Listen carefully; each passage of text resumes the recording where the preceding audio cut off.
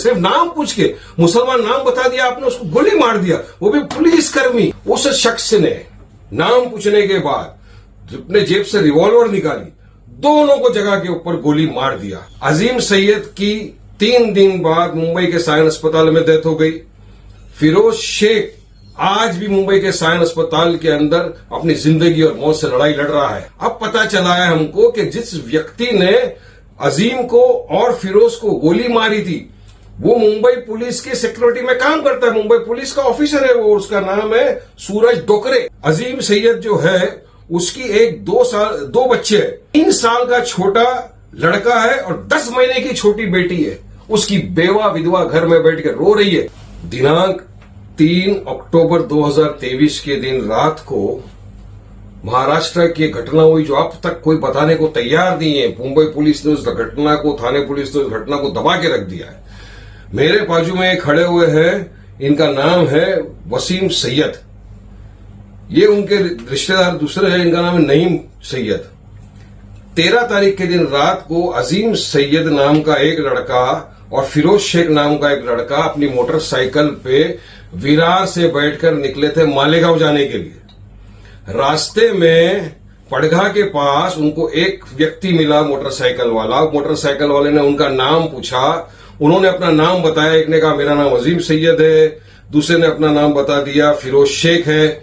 उस शख्स ने नाम पूछने के बाद अपने जेब से रिवॉल्वर निकाली, दोनों को जगह के ऊपर गोली मार दिया। अजीम सैयद की 3 दिन बाद मुंबई के सायन अस्पताल में डेथ हो गई। फिरोज शेख आज भी मुंबई के सायन अस्पताल के अंदर अपनी जिंदगी और मौत से लड़ाई लड़ रहा है। अब इतना रेडिकलाइजेशन किसने कर दिया है? अब पता चला है हमको कि जिस व्यक्ति ने अजीम को और फिरोज को गोली मारी थी वो मुंबई पुलिस की सिक्योरिटी में काम करता है, मुंबई पुलिस का ऑफिसर है वो, उसका नाम है सूरज डोकरे। सूरज डोकरे पर एफआईआर हुआ है धारा 302 के तहत, वो कस्टडी में है फिलहाल। तो ये रेडिकलाइजेशन क्यों किया? खाली नाम पूछ के क्या आप गोली मार देंगे? और महाराष्ट्र के अंदर इस तरह की घटनाएं बढ़ती जा रही है। क्या कर रहे होम मिनिस्टर, क्या कर रहे चीफ मिनिस्टर, क्या कर रहे डीआईजी साहब? हमारा सवाल यही है ना कि आज इतनी नफरत अगर आपको मुसलमानों के प्रति फैल गई तो इसकी जवाबदार कहीं ना कहीं बीजेपी की सरकार नफरत फैलाने में मानती है। सिर्फ इसको कोई आगे मदद भी करने को नहीं आ रहा है। अजीम सैयद जो है उसकी 2 बच्चे हैं, 3 साल का छोटा लड़का है और 10 महीने की छोटी बेटी है। उसकी बेवा विधवा घर में बैठ कर रो रही है। ये इसके सगे भाई मेरे साथ यहां पे खड़े हैं। क्या क्या पुलिस ने, सरकार ने इनके लिए? हमारी मांग ये है कि अजीम सैयद जिसका कत्ल कर दिया थाने के अंदर पड़गा में मुंबई पुलिस द्वारा, ये अफसर सूरज डोकरे द्वारा, उस अजीम सैयद के परिवार को फौरन महाराष्ट्र की सरकार 1 करोड़ रुपए का मुआवजा दे और अजीम के नजदीकी रिश्तेदार को गवर्नमेंट के अंदर जॉब दे। फिरोज शेख जो अस्पताल के अंदर जिंदगी और मौत से लड़ रहा है जितने 10 दिनों से, सरकार को उसका पूरा इलाज करना चाहिए, पूरे उसके इलाज का खर्चा देना चाहिए और उसके घर वालों को भी कॉम्पेंसेशन दे।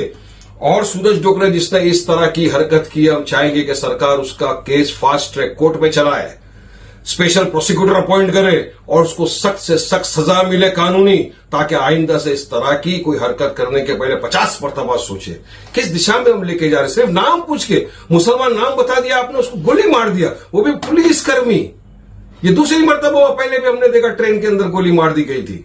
तो हमारी सरकार से मांग है कि इनको फौरी तौर से कंपेंसेशन दिया जाए और स्ट्रिक्ट एक्शन लिया जाए ताकि आगे से कोई इस तरह की हरकत ना करें।